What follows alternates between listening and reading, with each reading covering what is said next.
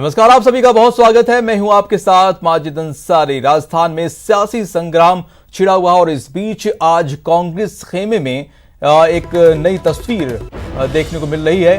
Rajasthan high court में आज सियासी याचिकाओं का दिन है। सियासी संकट के बीच आज 3 याचिका पर कोर्ट में सुनवाई होगी। बीएसपी विधायक के कांग्रेस में विलय को लेकर मदन दिलावर की याचिका पर थोड़ी देर में सुनवाई होगी।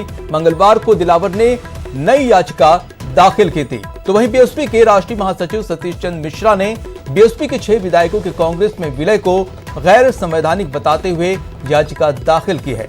वहीं पायलट गुट के फवरलाल शर्मा भी एसओजी कार्रवाई के खिलाफ हाईकोर्ट पहुंचे हैं। उन्होंने कोर्ट से एसओजी की एफआईआर को कैंसिल करने की मांग की है। तो ये हैं वो 3 खास याचिका जिनकी सुनवाई का प्रदेश का सियासत पर असर पड़ना तय है।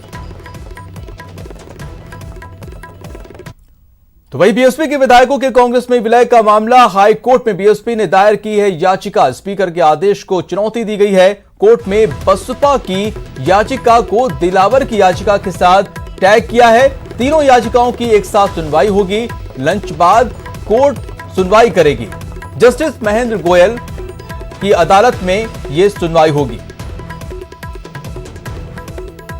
तो राजस्थान में जो सियासी संकट छाया हुआ इस बीच जो विवाद है वो कोर्ट तक पहुंच चुका है और बीएसपी की तरफ से याचिका दायर की गई है, बीजेपी की तरफ से भी याचिका दायर की गई है और इन सभी की जो याचिकाएं हैं उस पर सुनवाई दोपहर बाद शुरू होगी। के 6 विधायकों को कांग्रेस में विलय के मामले को लेकर अब बसपा ने भी अपनी याचिका दायर कर दी है। 6 विधायकों को लेकर आज बसपा के महासचिव सतीश मिश्रा की ओर से याचिका दायर की गई। हमारे साथ उनके अधिवक्ता मौजूद हैं, इनसे बात कर लेते हैं कि किस ग्राउंड पर इन्होंने याचिका में चुनौती दी है। सर, याचिका में किस तरह के आपने ग्राउंड लिए हैं, किन चीजों को चुनौती दी है? याचिका में हमने चुनौती दी है जो हमारी पार्टी बहुजन समाज पार्टी के 6 विधायक चुन के आए थे जी, उन्होंने नेशनल कांग्रेस पार्टी में विलय किया। जो विलय का आदेश पारित किया था 18/9/2019 का, हमने उसको चुनौती दी है कि इनका जो विलय हुआ है वो गलत हुआ है, असंवैधानिक है, इसलिए इसको निरस्त किया जाए। जी सर, जल्दी सुनवाई की भी मेंशन की गई कि आज ही रख लीजिए। आज क्योंकि 2 आइडेंटिकल पिटीशन जो मदन दिलावर जी ने पेश की हुई हैं वो ऑलरेडी बोर्ड पे थी। हमने कोर्ट को आग्रह किया कि हमारी पिटीशन की भी सुनवाई उनके साथ की जाए। कोर्ट ने हमारी आग्रह स्वीकार करते हुए आज ही सुनवाई के आदेश दे दिए। बिल्कुल सर, इसमें कांग्रेस का कहना है कि पूरे विधायक दल का विलय हो गया है तो उस तरह से चुनौती नहीं दी जा सकती है। कांग्रेस का कहना है तो वो अपनी जगह सही हो सकते हैं, लेकिन हमारी नजर में गलत है। दीपक जी भी हमारे साथ है, आपने साथ में थे सर के, आपने पेश की कि क्या आपके ग्राउंड है, क्यों विलय को आप गलत बता रहे हैं? देखिए, ये स्पीकर महोदय ने जो आदेश पारित किया है वो बिना सोचे समझे एक तरफा किया है। जिस तरह की माननीय मदन दिलावर जी ने जो याचिका प्रस्तुत की है वो टेक्निकल ग्राउंड पर उन्होंने खारिज की है और उसमें टेक्निकल ग्राउंड के लिए उनको बुलाया भी नहीं गया, तो ये अनकॉन्स्टिट्यूशनल है और इसलिए हमने इसको चैलेंज किया। शुक्रिया हमसे बात करने के लिए।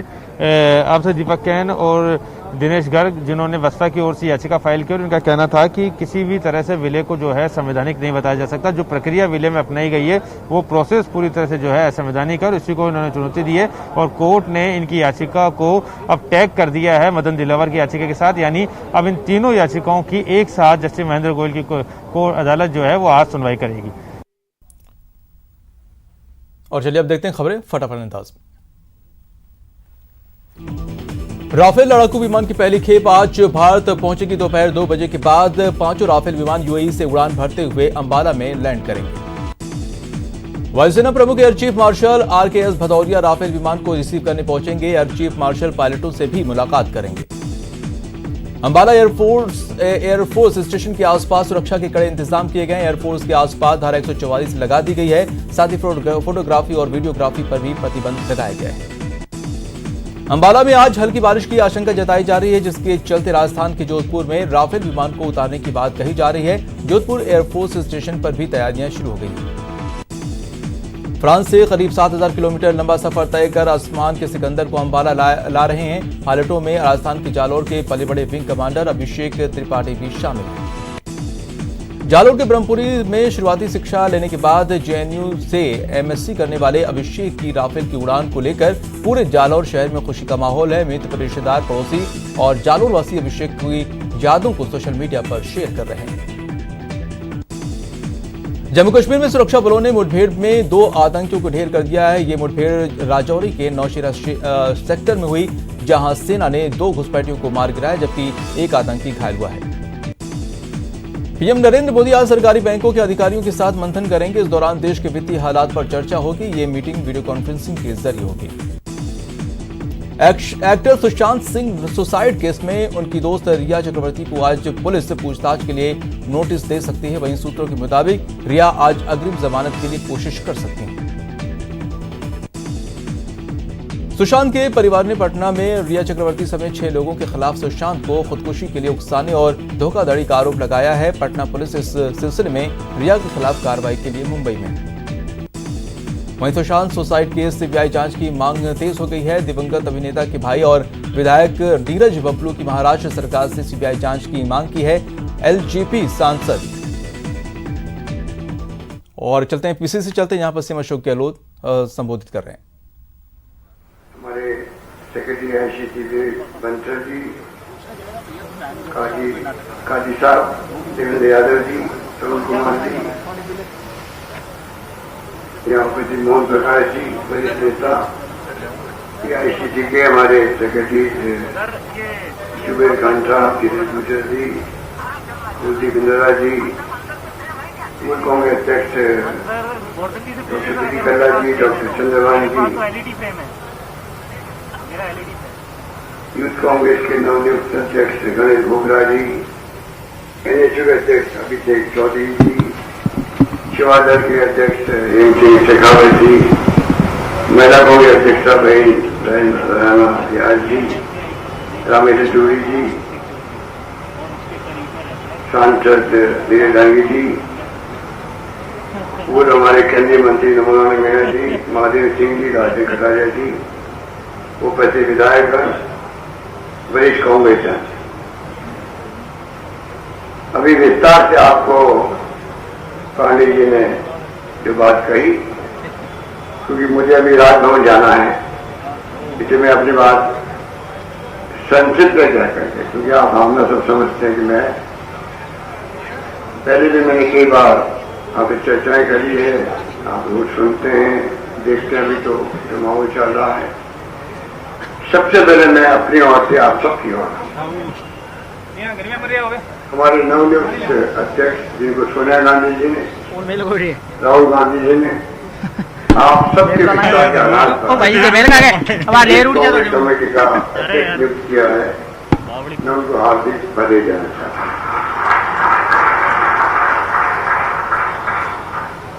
गोविंदा जी को आप सब जानते हैं, उनकी कार्यशैली को जानते हैं,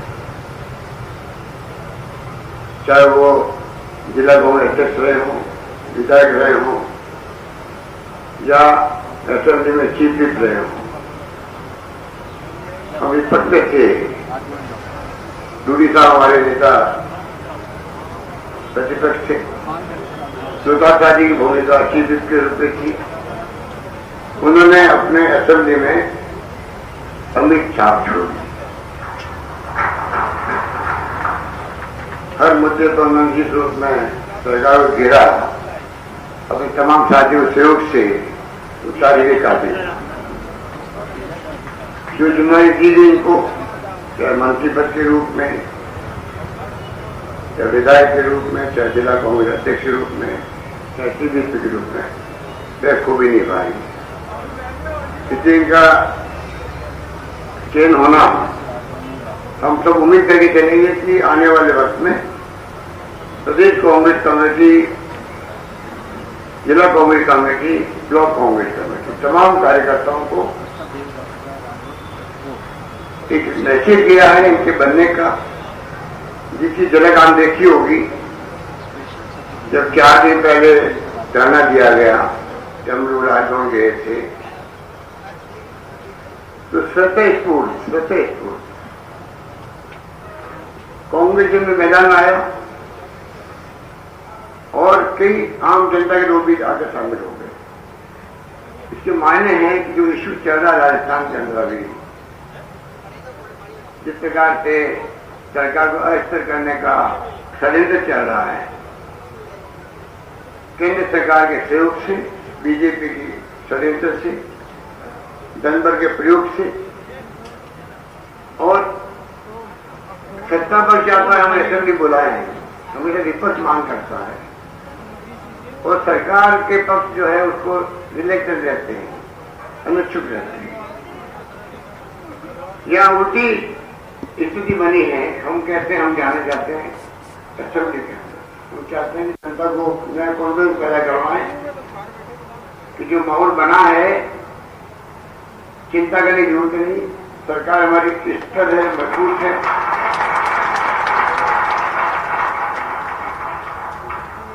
कोरोना की लड़ाई हमने जंग लड़ी ऐसी है कि आज देश दुनिया के अंदर राजस्थान का नाम पहली बार उभर के आया है। हमें दमखम है आगे भी मुकाबला करने का कोरोना से भी, और लॉकडाउन के कारण जो आर्थिक स्थिति बिगड़ी है सब राज्यों की, केंद्र की, उसके बावजूद भी हम लोग कोई कसर नहीं छोड़ेंगे। जो वादे हमने किए हैं उनको निभाएंगे, शानदार स्थिति प्रबंधन करेंगे। और डेमोक्रेसी के अंदर जब आप विकास के साथ खड़े होते हैं तो जनता हमेशा जुड़ी रहती है। हमने प्रयास किया, विपक्षी पार्टियों को साथ दिया, धर्म गुरुओं से बातचीत करी, रिटायर्ड डॉक्टर से बातचीत करी, एक्टिविस्ट से बातचीत करी, और लगातार बीसी को 100-125 बीसी में कर चुका हूँ। हर पंचायत सरपंच से उन्होंने बात कर दी, पटवाई तक बात कर दी, सीएमए तक बात कर दी। लगातार हमारा अभ्यास है जो आप लोग देख रहे होंगे। कोरोना के अंदर भी ये समझ के परे है कैसे कोई सरकार जिनको बहुमत मिला हो इस पर देश की जनता का। मोदी जी ने तारीफ भजवाई, बहुमत लगवाई, लोगों ने माना। ये जो प्रधानमंत्री कह रहा है,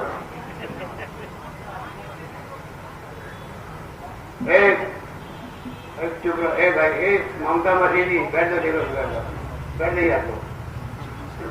तो आप कल्पना करो क्या संभव है कि ऐसे माहौल के अंदर सरकार गिराने का वक्त निकालते लोगों को। जब कोरोना महामारी भी भयंकर है, कल WHO ने कहा है कल ये महामारी बहुत भयंकर बढ़ सकती है आने वाले वक्त के अंदर। एक तरफ तो ये स्थिति है कि जीवन जीने का प्रश्न खड़ा हो गया, किसके घर पे कहर पड़ पाएगा महामारी कोई नहीं कह सकता। कितने लोग मारे जा रहे हैं देश के अंदर, राजस्थान के अंदर भी संख्या काफी बढ़ गई है। जीवन को बचाने का सवाल होता है डेमोक्रेसी के अंदर जनता की चुनी सरकारों का, जो हम निभा रहे हैं। केंद्र सरकार को कैसे फुर्सत मिल सकती है। आप कर्नाटक के बाद में पहुंच गए वहाँ महामारी के दरमियान में मध्य प्रदेश के अंदर 1 महीना खराब किया, आउट ऑफ कंट्रोल हो गया कोरोना, वहाँ पर परवाही नहीं करी आपने, फिर भी असेंबली बुलाई रात को और सरकार गिरा दिया आपने। वहाँ के गवर्नर साहब अलग अप्रोच रखते हैं बुलाने की, यहाँ के गवर्नर साहब अलग अप्रोच रख रहे हैं। अभी तक आज भी हमें कह दिया गया है 21 दिन कि वक्त में बुला पाओगे। और हमारे जाबाज बैठे हुए, मैंने इनको कल कहा है, जैसे हमारे हेल्थ के लिए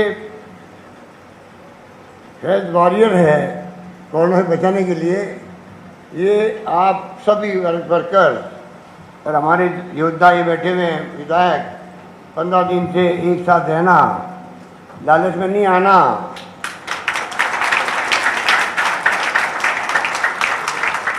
इतिहास बन रहा है। ये कहा 21 दिन हो चाहे 31 दिन हो, जीत हमारी होगी।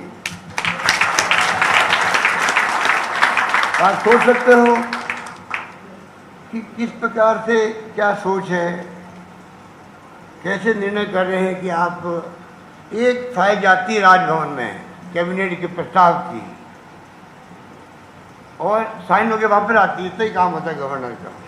बाकी काम स्पीकर का होता है विधानसभा के अंदर, किसको बुलाना, कैसे बुलाना, काम बिठाना, सब काम करते हैं। और यहाँ पर हो रहा है 6-6 पेज के पत्र लिखे जा रहे हैं हम लोगों को, जवाब दे रहे हैं बार बार, फिर नए क्वेश्चन खड़े किए जा रहे हैं। इतिहास में आज तक कभी नहीं हुआ। अभी एक लोकसभा के सेक्रेटरी जनरल ने लिखा आर्टिकल 76 साल में पहली बार एक गवर्नर ने इस प्रकार के क्वेश्चन रेज किए। आप सोच सकते हो कि मुल्क किस दिशा में जा रहा है, डेमोक्रेसी का क्या हो रहा है, सीबीआई, इनकम टैक्स, ईडी का कैसे दुरुपयोग हो रहा है। वो धर्मेंद्र राठौड़ के ही छापे पड़ गए। आप कल्पना कर लीजिए, चुन चुन के नाम दिए गए, किसने नाम दिए होंगे आप समझ सकते हो, उन्हीं के छापे पड़ गए। ये तमाम बातें जो हो रही है, ये देश के 76 साल के इतिहास में इस देश को एक रखा, अखंड रखा, आज़ादी दिलवाई तो महात्मा गांधी की रहनुमाई में हमारे नेताओं ने, जैसे पंडित नेहरू थे, सरदार पटेल थे, मौलाना अबुल कलाम आज़ाद थे, अम्बेडकर साहब ने बनाया संविधान, कीमती आज़ादी मिली। 10-10 साल तक पंडित नेहरू जैसे लोग जेलों में बंद रहे, 10-10 साल तक, कभी साल, कभी 1.5 साल, कभी 2 महीने, कभी 6 महीने। ऐसा नहीं हुआ है। उस वक्त लोगों को पता ही नहीं था हमारी ज़िंदगी में कभी आज़ादी मिलेगी। आपकी तरह उस वक्त के कार्यकर्ता यही सोच करके मैदान में उतरे थे। और 70 साल में चाहे इंदिरा गांधी शहीद हो गई, खालिस्तान नहीं बनने दिया, राजीव गांधी शहीद हो गए उपमहाद्वीप में शांति स्थापित करने के लिए, सरदार बहन सिंह जी शहीद हो गए मुख्यमंत्री के रूप में, प्रधानमंत्री रहते हुए, मुख्यमंत्री रहते हुए बम से उड़ा दिए गए। अब कल्पना कीजिए, आज लोकतंत्र को बचाया, पाकिस्तान की तरफ बार बार सैनिकों का शासन नहीं हुआ हिंदुस्तान के अंदर। और मैंने कल ही कहा, मोदी जी आप प्रधानमंत्री इसलिए बन पाए हो क्योंकि कांग्रेस ने 70 साल में देश में डेमोक्रेसी की जड़ें मजबूत करी। बोला कैसे बनते आप, और उस रूप में बने हो, जिम्मेवारी बहुत बढ़ जाती है आप। क्या मजा गया, आपकी पार्टी के लोग षड्यंत्र करके, पैसे बांट करके, हॉर्स ट्रेडिंग करके 22 लोगों को ले गए बेंगलोर के अंदर। क्या कारण है कि आप राजस्थान में कोरोना की शानदार लड़ी लड़े, हम लोग 5 BC में मैं बैठा हूँ प्राइम मिनिस्टर के साथ में, तारीफ करी राजस्थान की उन्होंने। और क्या कारण है कि अचानक ही खेल शुरू हो गया। राज्यसभा के अंदर खेल शुरू हो चुका था, टाइमली मालूम पड़ गया, हमने रोक दिया सबको साथ लेकर के, वरना तो ये खेल आज चल रहा है उस वक्त चल। इस रूप में आज पूरे मुल्क के अंदर जो डेमोक्रेसी खतरे हैं, सोनिया गांधी जी ने, राहुल गांधी जी ने प्रोग्राम दिए राजभवनों को मैसेज देने के लिए, अम्बेडकर साहब की मूर्ति के नीचे धरने हुए देश भर में। हमने होटल के अंदर कल ये प्रोग्राम किया क्योंकि हम धरना दे चुके थे राजभवन के अंदर। स्पीक अप डेमोक्रेसी के लिए जो अभियान चला, 9.5 करोड़ लोगों ने साथ दिया देश के अंदर, 9.5 करोड़ लोगों ने साथ दिया। तो आज माहौल आपने देखा होगा बदला है। इस लड़ाई में जब गवर्नर साहब बार बार मना कर रहे हैं तो देश पूछ रहा उनसे, प्रदेश पूछ रहा, भाई असेंबली बुलाने में आप क्यों अड़ंगा डाल रहे हो, ये समझ के परे है। अच्छे मिलनसार व्यक्तित्व है, अच्छा व्यवहार रखते हैं, अच्छी बात करते हैं गवर्नर साहब, राजनीतिक जीवन बहुत लंबा रहा उनका भी, उनको सब मालूम है।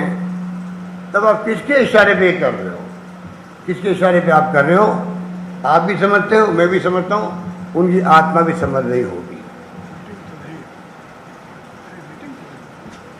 इन हालातों में हम लोग बैठे हुए आज यहाँ, वरना प्रोग्राम यहाँ नहीं होता, प्रोग्राम बाहर मैदान में होता। राजस्थान में कार्यकर्ता आते, शानदार तरीके से अध्यक्ष महोदय को जिम्मेवारी दिलाते और सब देखते कि क्या संदेश देना चाहते हैं हम सब लोग। अभी सुरजेवाला जी और अजय माकनी आने वाले हैं, मुझे जाना था इसलिए मैंने कहा मैं अपनी 2 बातें आपसे करूं। आप निश्चित हो राजस्थान के कार्यों, राजस्थान के कांग्रेसजनों को, राजस्थान की प्रदेश की जनता को मैं विश्वास दिलाना चाहता हूं, क्योंकि जो अभी कोरोना की जंग के अंदर साथ दिया सरकार का एक एक व्यक्ति ने, चाहे वो पक्ष का था या विपक्ष का था, 21 घंटा मैंने वीडियो कॉन्फ्रेंसिंग करी एमएलए के साथ में, एमपी के साथ में, केंद्रीय मंत्री भी थे, कोई आया कोई गया। वसुंधरा राजे थी, पूर्व मुख्यमंत्री थी, बीजेपी के हमारे सतीश पूनिया जी थे, सब लोग थे उसके अंदर। इस 21 घंटे मैंने उनकी सलाह ली शानदार, और हम सलाह पे चल भी रहे हैं। कोरोना हमारे लिए प्रायोरिटी है, जीवन बचाना। राजनीतिक उठापटक प्रायोरिटी नहीं हो सकती है सरकारों की। सरकार सौंपी है जनता ने, पहली प्रायोरिटी मानव का जीवन बचे, जीवन और आजीविका दोनों साथ साथ चले। लॉकडाउन था, दुकानें बंद, छोटी बड़ी दुकानदार वही बंद, इंडस्ट्री बंद, मजदूर चले गए। आप बताइए कि उनके घरों में क्या स्थिति बनी होगी। हमने गेहूँ बांटने में कोई कमी नहीं रखी, फ्री ऑफ चार्ज दालें बांटी हम लोगों ने। पर साथ में हम लोगों ने 80 लाख 78 लाख लोगों को पेंशन जो मैंने शुरू की थी, और 5 पेंशन को मिल गई है। उनके घरों में कोई 8,000, 6,000, 10,000 तक पैसा पहुंचा है। 5 पेंशन मिल चुकी है। 5 ही पैसे अभी 4 दिन पहले बैठी है। 35 लाख लोगों को हमने उनको पहले 1,100 रुपये दिए, 1,000 रुपये और दे दिए। 2,500 पहले, 1,000 रुपये परसों भेजे मैंने। कि आज तकलीफ में लोग हैं, ऐसे वक्त में सरकार काइंड में भी और कैश के अंदर भी मदद करना चाहती है, और कोई कमी आप लोगों ने रखी। जिसका बस चला, विधायकगणों ने अपने फंड से खूब पैसा दिया, खाने के पैकेट बंटवाए, सूखा खाना हो चाहे वो पका हुआ हो। दानदाताओं ने, बामा साहब ने, MLA साहबान के आह्वान पे, आप लोगों के आह्वान पे, जिसका बस चला, आम जनता जुड़ गई कि मुझे अपने पड़ोसी की मदद करनी है। कहने का मतलब है, जंग को लड़ा गया, राजस्थान की जनता, प्रदेश वासियों ने लड़ा है सरकार के साथ। तो मैं उन सबको विश्वास दिलाना चाहूँगा, ये जो कुछ भी खेल खेला गया है, स्थिर सरकार को अस्थिर करने का जनता पूरी तरह समझ चुकी है। उन्हीं चालों को आप भी महसूस करते होंगे, जनता का रुख क्या है। MLA साहबान कहते हैं, साहब अब हमारे पास फ़ोन आते, पहले काम के लिए आते थे, अब काम के लिए नहीं आते, अब आते हैं आप तो जमे रहो, जीत क्या हो हमारे यहाँ पर, इस लड़ाई को जीत क्या हो, काम होते रहेंगे। और मैंने भी कह दिया इनको, ये जो आपको 1 मिनट में घाटा हो रहा है, इस घाटे की पूर्ति की जिम्मेदारी मेरी रहेगी, चिंता मत करो आप।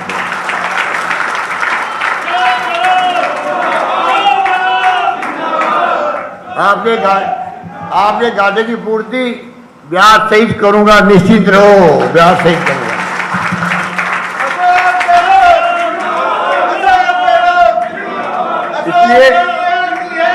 इसलिए मैं कहना चाहूंगा, इनकी ताकत से हम लोग बैठे हुए हैं। हमें भी अच्छा नहीं लगता होटल में बैठने का। 50 साल में होटल में नहीं गए होंगे, इतना टाइम हमने अभी इन जगहों में लगा दिया इस काम के लिए। होटल में जाने का भी शौक रहा नहीं, अभी मजबूरी और शौक पूरा कर रहे हैं, मजबूरी में बैठे हुए हैं। तो मैं आपको आह्वान करूंगा, आज तो सब लोग आ नहीं पाए, आप संदेश दीजिए ब्लॉक को, जिले को, कि कोरोना का भी संकट कम होगा, ये सब बादल छटेंगे, उसके बाद में वापिस हम चाहेंगे अध्यक्ष महोदय कार्यकर्ताओं का बड़ा संबंध करे जयपुर के अंदर। सब कार्यकर्ता आएंगे, उनको हम सब मिलकर नया एक संदेश देंगे। हम चाहेंगे प्रदेश कांग्रेस कमेटी, क्योंकि मैं तो 3 बार अध्यक्ष रहा हूँ, मेरी आत्मा तो यहाँ भटकती रहती है, अभी भी जिंदा हूँ तब भी, क्योंकि मैं 73 में आया पहली बार। 73 में हिसाब लगा लीजिए, 50 में 2 कम कर दीजिए, 3 कम कर दीजिए। ये पक्के नहीं थे बिल्डिंग, कच्चे थे। एक तरफ मैं बैठता था, एक तो जनार्दन गहलोत जी बैठते थे यूथ कांग्रेस अध्यक्ष, एक तो इंदिरा साहब हमारे सेवा दल के अध्यक्ष, वो तो यहीं रहते थे। जैसे हरदेव जोशी जी ने परिवार के साथ यहाँ रहे थे ऊपर, जो वो महामंत्री थे कोई जमाने के अंदर, प्रदेश अध्यक्ष बनने के पहले, मुख्यमंत्री के पहले, उसी ढंग से हमने यहाँ पर ही काम किया है। फिर तो पक्के बन गए, ये हॉल बन गया, नीचे वाला हॉल बन गया। आप रेगे लोग मालूम है कि पीछे कितनी छोटी थी, नीचे वाला हॉल भी राजीव गांधी बुला के हम लोगों ने शिलान्यास का करवाया था। तो ये लंबा इतिहास जुड़ा हुआ है मैं चाहूँगा अध्यक्ष जी से, पूरी तरह सरकार आपके साथ खड़ी मिलेगी आपको। कार्यकर्ता आएगा, संतुष्ट करके भेजने का जिम्मेदारी हमारी भी है, आप सबकी भी है। और आप भी जो है, एक ही मैं सलाह देना चाहूँगा इस मौके पर, जो मैं हर बार देता हूँ और जो चाहता हूँ पूरी नहीं हो पाती। मैं उम्मीद करता हूँ आप जैसा व्यक्ति पूरी करेगा। वो सिर्फ ये है, साल में या 2 साल में, 1.5 साल में, जो भी कॉन्स्टिट्यूशन लिखा हुआ है, एक हमारा कांग्रेस का अधिवेशन, 3 दिन का अधिवेशन, वो अवश्य बुलाओ आप, जहाँ जम के सरकार की आलोचना भी होती है, मुख्यमंत्री की आलोचना होती है, मंत्रियों की आलोचना होती है, और पीसीसी की वर्किंग में कमी है उसकी आलोचना भी होती है। जवाब दिए जाते हैं पीसीसी की तरफ से, मंत्री लोग खड़े होकर वहाँ पर अपनी बात कहते हैं, मुख्यमंत्री अपनी बात कहते हैं सफाई के अंदर। पूरे राजस्थान के कार्यों में लगता है हमारी भावनाओं को हमारे प्रतिनिधियों ने जाके रिप्रेजेंट किया पूरी कांग्रेस सामने, और जवाब से हम संतुष्ट भी हैं। उस ढंग से कांग्रेस मजबूत होती है, क्योंकि आज के आलोचना सुनने की हैबिट हमारी ख़त्म हो गई। कोई जमाना था आलोचना सुन के आदमी बुरा नहीं मानता था, अगर आलोचना में दम है तो अच्छा मानता था, भाई चलो अच्छा फीडबैक आ गया, उससे मैं और सुधार करके अच्छी परफॉर्मेंस दूंगा। पर आज की बात नहीं है, सालों से स्थिति बदली हुई है। मैं चाहूँगा कि आप लगातार, उससे गवर्नमेंट अच्छी चलती है, जो आलोचना पीसीसी में होती है सरकार के कामों की, मंत्रियों के कामों की, मुख्यमंत्री के कामों की, तो ब्यूरोक्रेसी देखता है अगर मैंने काम नहीं किया तो क्योंकि आलोचना हुई है मेरे मंत्री की पीसीसी के अंदर, मुख्यमंत्री के ऊपर ये शिकायत की गई है, तो मेरा खुद का क्या होगा, मंत्री क्या सोचेगा, मुख्यमंत्री क्या फैसला करेगा मेरे बारे में, वो डर के मारे वो काम ज़्यादा करता है। ये कृष्क है, कृष्क है। ये वो बात है जिसको हमें बहुत माइक्रो इसको भी समझना पड़ेगा कि डेमोक्रेसी में हर पटवारी हो, एसडी हो, तहसीलदार हो, कलेक्टर हो या यहाँ के अधिकारी हो सिटी वाले के, वो डरते हैं कि कांग्रेस का जो डेलीगेट गया जयपुर में 3 दिन के लिए, जिला अध्यक्ष गए, ब्लॉक अध्यक्ष गए, और वो हमारी बात कह के आए, कार्यकर्ता देखता है, उसे संबल बढ़ता है, वहाँ के अधिकारी कांग्रेस कार्यकर्ताओं को मान सम्मान ज़्यादा देना शुरू करते हैं। इसलिए मैं कहना चाहूँगा, इसलिए भाई ये समय हो गया है, समय हो गया है, समय तो हो गया है। प्रेम पत्र आ चुका पहले से ही, अब तो खाली मैं जा रहा हूँ उनके साथ चाय पीने के लिए कि भाई आपने प्रेम पत्र 30 बार भेज दिया, आप चाहते क्या है, बताते क्या, हम उस ढंग के काम आगे करें। आपको घबराने की जरूरत नहीं है, हाई कमान पूरी आपके साथ है। राहुल गांधी ने, सोनिया गांधी ने राजस्थान को मुद्दा बना करके, बहुत कम होता है, पूरे देश के अंदर धरने दिलवा दिए, राज्यों के अंदर राजभवन को लेकर के पहली बार हुआ इतिहास के अंदर।